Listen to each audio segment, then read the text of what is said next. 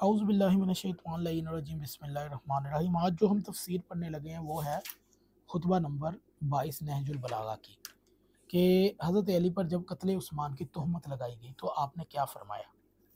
جب امیر المومنین علی علیہ السلام پر قتل عثمان کی تہمت لگائی گئی تو اس غلط الزام کی تردید میں یہ خطبہ ارشاد فرمایا کہ جس میں الزام رکھنے والوں کے متعلق فرماتے ہیں کہ یہ انتقام کی رٹ لگانے والے یہ تو کہہ نہیں سکتے کہ تنہا میں ہی قاتل ہوں اور اس میں کوئی اور شریک نہ تھا، اور نہ یہ کہہ سکتے ہیں سامنے واقعات کو جھٹلا سکتے ہیں کہ وہ خود اس سے بے تعلق تھے، تو پھر اس انتقام کے لیے مجھے ہی کیوں آگے دھر لیا۔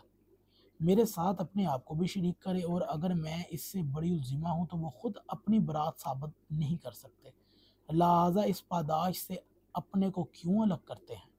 مطلب کہ یہ جو جنگ جمل، طلحہ، زبیر، یہ لوگ تو خود قتل عثمان میں ملوث تھے، تو یہ اپنے آپ کو کیسے بے گناہ ثابت کر رہے ہیں۔ حضرت امیر المومنین فرماتے ہیں یہ تو خود قاتل ہیں، یہ اپنے آپ کو پہلے بری الذمہ ثابت کرے۔ ان کو ڈر تھا کہ امیر المومنین اگر قتل عثمان کا قصاص لیں گے تو یہ بیچ میں رگڑے جائیں گے، اصل قاتل ہی آپ کے خلیفہ راشد کے آپ ہی کے اندر ہے۔ حقیقت امر یہ ہے کہ مجھے مورد الزام ٹھہرانے سے ان کا مقصد یہ ہے کہ میں ان سے وہی روش اختیار کروں جس کے یہ عادی رہ چکے ہیں، لیکن ان کو مجھ سے توقع رکھنا چاہیے کہ میں سابقہ دور کی بدعتوں کو پھر سے زندہ کروں گا۔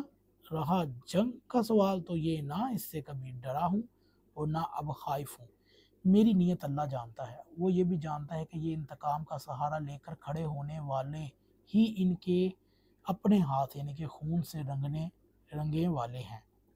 چنانچہ تاریخ سے ہم نواں ہیں کہ جن لوگوں نے اشتعال دلا کر ان کی موت کا سر و سامان کیا تھا، جنازہ پر پتھراؤ برسوار کر مسلمانوں کے قبرستان میں دفن ہونے تک سے مانے ہوئے تھے، اور وہی لوگ تھے جو ان کے خون کا بدلہ لینے کے لیے اٹھ کھڑے ہوئے تھے۔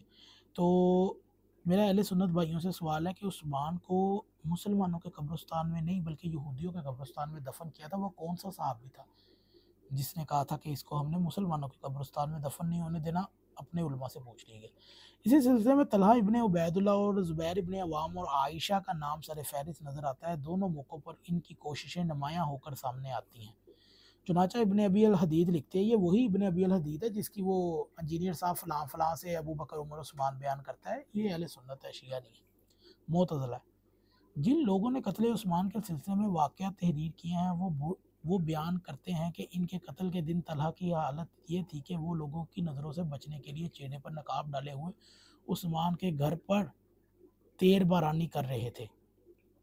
طلحہ مورخین نے یہ بھی بیان کیا ہے کہ زبیر یہ کہتے تھے کہ عثمان کو قتل کر دو، اس نے تمہارے دین ہی بدل ڈالا ہے۔ لوگوں نے کہا آپ کا بیٹا تو آپ کے دروازے پر کھڑا ہوا ہے، ان کی حفاظت کر رہا ہے۔ آپ نے کہا خواہ میرا بیٹا ہی پہلے کام آ جائے مگر عثمان قتل کر دیا جائے، یہ تو کل پل صراط پر بھی مراد کی صورت میں پڑا ہوگا۔ یہ حال ہے جی، عشرہ مبشرہ قتل عثمان میں ملوث ہیں، تو یہ لوگ کتنے سالوں سے بلکہ کئی صدیوں سے یہ ڈرامہ پروپیگنڈا رچاتے آ رہے ہیں کہ جی وہ قتل عثمان میں بھی وہ ملوث تھا، یہ ملوث تھا، کربلا میں تو کوفی ملوث تھے۔ عثمان کے قتل میں کون ملوث تھا؟ عائشہ، طلحہ، زبیر، عشرہ مبشرہ شامل ہیں۔ تو اگر آپ کو یہ ویڈیو اچھی لگے تو جمل سے متعلق ہم نے پہلے بھی ویڈیوز بنائی ہیں، وہ بھی آپ دیکھ سکتے ہیں۔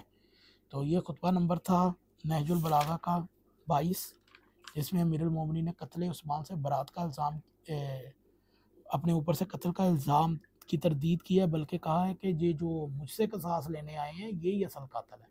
اگر آپ کو یہ ویڈیو اچھی لگے تو اسے ضرور شیئر کیجیے گا۔